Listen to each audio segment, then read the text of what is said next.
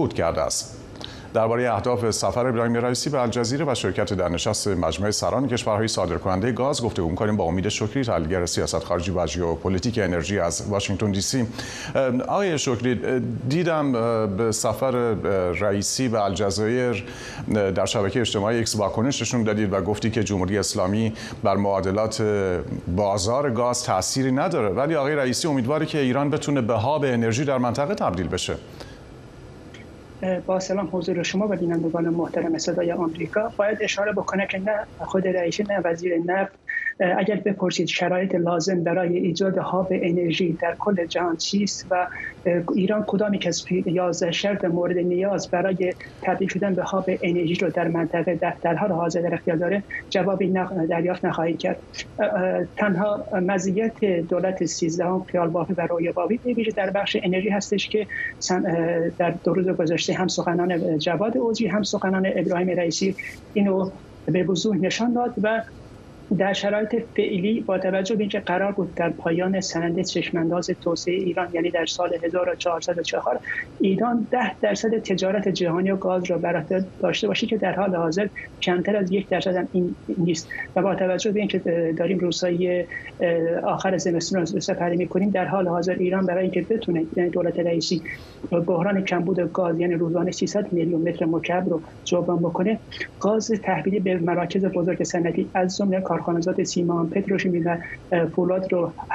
کاهش داده و قطع کرده و اکثر واحدهای بزرگ صنعتی با 1 سوم ظرفیت در حال فعالیت هستند.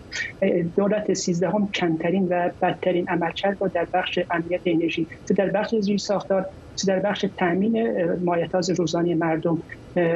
ایفا کرده و با توجه به شرایط فعلی و در حال حاضر هم کمبود ناتوازی در بخش بنزین، ناتوازی در بخش گاز طبیعی و در تابستان آینده دولت 13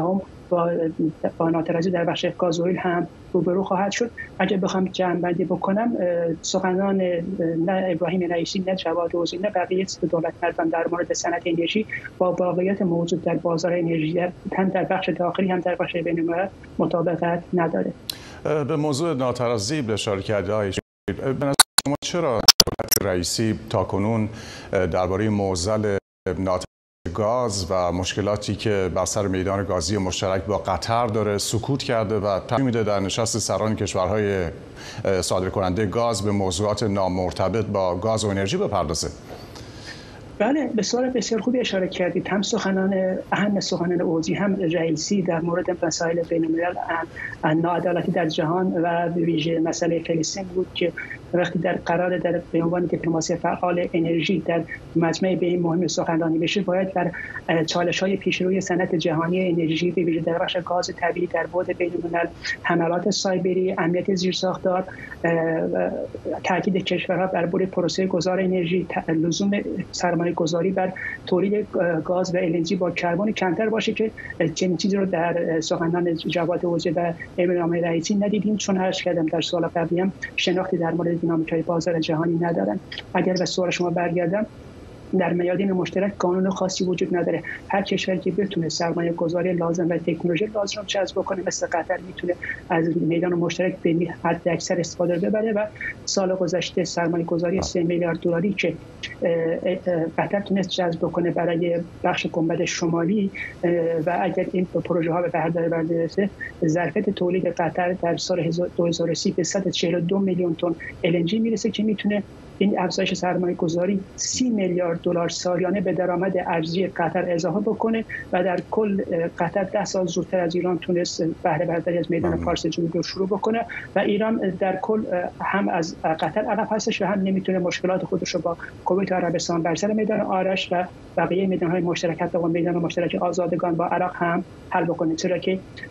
دیپلماسی انرژی و سیاست خارجی ایران بدون بازبینی باید شاهد از دست دادن فرصت‌ها و افزایش برداشت رقبا از میادین مشترک چه با قطر چه با کویت و عراق باشه. سپاسگزارم. امید شکری، تحلیلگر سیاست خارجی و ژئوپلیتیک انرژی از پایتخت آمریکا.